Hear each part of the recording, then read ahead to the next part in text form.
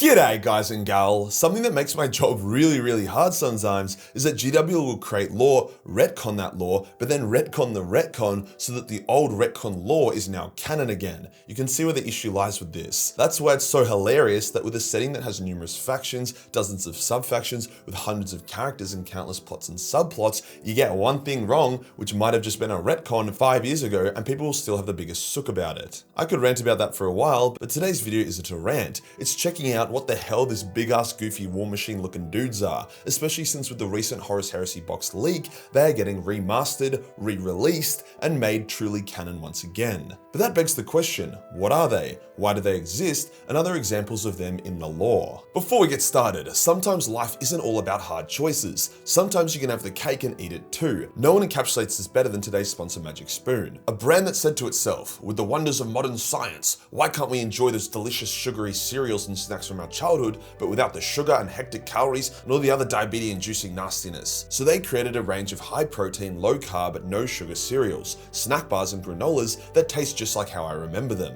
The cereals are fantastic, but I wanted to focus today on the Magic Spoon treats, which are these delicious, nicely textured snack bars that hit all your sweet tooth cravings without all the trash that usually comes along with that. I'm a sucker for the chocolate flavor, but I'll smash all of them, no worries. As a new breakfast option, Magic Spoon have also rolled out their high-protein, wheat-free granola. And look, I'm not a granola guy, but I tried it and actually quite liked it, which says something. So to have the cake and eat it too, then use the QR code link magicspoon.com/Majorkill or code Majorkill and you get $5 off your order. Magic Spoon is so confident you'll love it that they offer a no questions asked money back guarantee if you don't. Cheers to Magic Spoon for sponsoring this video. Today we'll go over the Saturnine Terminators, discussing the in and out of lore aspects of their unique warplate to get a better understanding of them. Let's get into it. Okay, so this lore is actually a lot cooler than you would originally think. The Saturnine Terminator design originally appeared in the early days of 40k before Warhammer had figured out what it actually wanted to be. This was during the phase where Tyranids looked like this and Horus was just a spicy general, not a demigod warmaster of chaos. As Warhammer was a lot more parody than Grimdark back then, there was a shit ton more goofiness. A lot of this goofiness was wiped clean by GW as they decided what they wanted their setting to be. However, they have slowly been bringing aspects of this old day back. The Saturnine pattern being a great example of this. In the 80s, there was literally Saturnine Terminator models as official models. It was one of the 3 Terminator model variants available. You can see how the other ones evolved into the modern day Terminator, whilst the goofy, hyper-bulked Saturnine went out of fashion. Whilst GW may have moved on from the design, the community didn't. People saw the design as quite endearing and cute. Sure, it was kind of retarded, basically a walking bullseye with terrible mobility, but it was a unique design and a shout out to an earlier time. Hence, many people created artwork and even third-party models of the Saturnine design. It was even featured in the Death of Hope episode by Mark Lewis Spark. Mark has been a fan of Warhammer for a very long time, so he remembered the Saturnine Terminators fondly. But did they actually have any lore? Was there any scenes that featured them? Well, yes. The Saturnine pattern was retconned so that it was actually a unique walking weapons platform handcrafted and designed by Vulcan himself. He forged a small number of these suits and gave them to his legion. They were huge, bigger than all other Terminator variants, extremely heavily armored and covered in all kinds of weaponry and ordnance. They were literally walking tanks. Yes, they were slow and not very maneuverable and looked kind of funky, but in terms of just having a slow-moving, unstoppable force, they were perfect. It was basically a dreadnought suit. Now, with Space Marines already having Terminator plate and dreadnoughts, these suits fell into an awkward in-between, so were never mass-produced. However, the Salamanders did use them during the Heresy on more than one occasion. The first was during the Isfahan drop site massacre, where they performed quite spectacularly, and the second was later on. In this second mission, with only a dozen or so suits, they were literally solo fighting an entire traitor army, a move that impressed the Iron Hands so much that they intervened to help the Salamanders, and their interesting warplate. Now, some people are like, well, actually, Majorkill, that wasn't the Saturnine plate. We don't actually know what the Saturnine plate looked like, so stop spreading misinformation. Shut the fuck up, you Reddit-dwelling rat. We do know because with the new box leak, it clearly shows that the Terminators are listed as Saturnine Terminators, and wow, look at what Legion has been shown to wear them. That's right, the fucking Salamanders. The Saturnine Terminators are also shown to be massive, way bigger than normal Terminators, in line with the description of Vulcan's warsuits, with even there being a Saturnine Dreadnought, which I can imagine is one of the rarest pieces of war machinery in the galaxy. So evidence heavily suggests that Vulcan's unique warsuits were indeed the Saturnine patterns. This also cleanly fits into the lore. The suits were experimental, which also explains the absence from the overarching emerging lore, and it even connects them to that short story in the lore. I assume more lore will come out about them soon. Even a line as simple as, first created by Vulcan, the unique Saturnine pattern quickly sparked the curiosity of the other legions, all of whom either commissioned a few of these war machines for the Salamanders, or straight up stole the blueprint from the Saturnine corpses on Isfahan. Boom, now you can paint them whatever the fuck you want to, and the lore doesn't need to get skull-fucked to be like,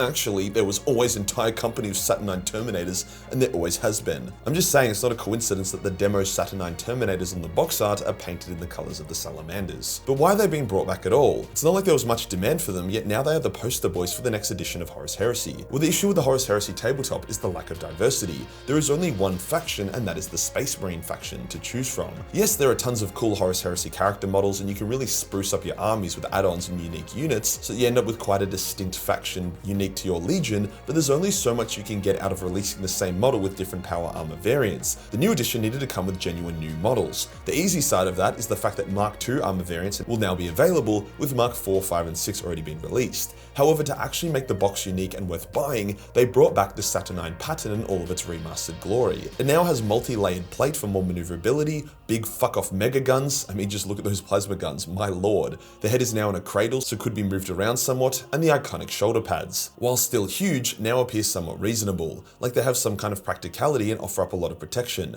not just this strange design feature. Now the word Saturnine is not only dope, but is often used in Warhammer 40k. The Saturnine Wall, the book Saturnine, and the Saturnine Gambit were all massive things during the Siege of Terra. Is it just a coincidence that this pattern was named the same thing, or is there something more going on here? Well, Google says that Saturnine means gloomy, in relation to the description of a person or how they're feeling, i.e. I am feeling quite Saturnine. That person is in a Saturnine mood. So are these Goliath war machines just gloomy Terminators? They do look a bit gloomy, especially their original form. However, the word also originates from the planet of Saturn, with the gloomy definition coming directly from how Saturn is described if the planet was a living thing, i.e. gloomy, imposing, not a vibe. The English language is pretty funny like that. The ancient Roman god Saturnus, who is also connected to the planet of Saturn, was described as stern, sluggish, sullen, and yes, gloomy. Take from that what you will. It just seems like it's a cool word that GW wanted to use more than once. So what was retconned? What is canon? What the fuck is going on?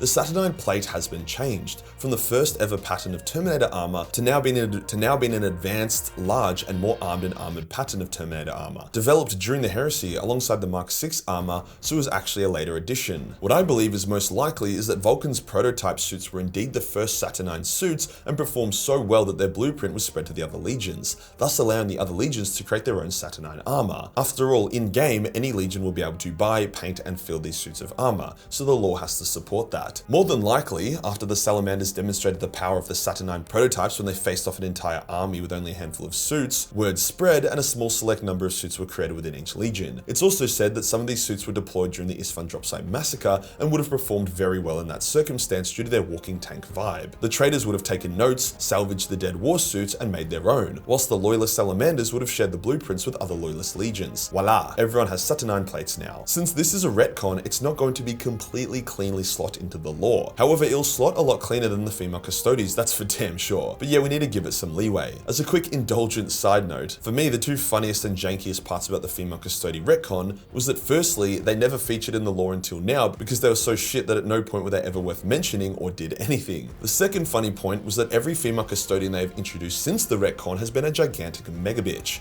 like the most toxic girl boss bitch ever. Literally watch the Tithes Custode episode or read the female Custode short stories, they're all massive bitches. So yeah, hopefully GW learnt from that, and the Saturnine Terminators re-entering the setting will be a bit smoother. Not much else to say here, other than with a bit of love and remaster, even the goofiest concepts and ideas can look dope as hell. If you enjoyed the video and you want to support the channel, then pick up the Fallen Angel of Blood. Only a couple more days until it's gone. If you pick up the painting handle as well, you'll get 50% off a major mini, which includes the tabletop scale Fallen Angel. So that's a pretty awesome deal if you wanted to level up your painting game and get a huge discount on the best model currently available. Hit the subscribe button and hit the real subscribe button for more retcon content. Join the Discord for more memes and I'll see you in the next one. Peace.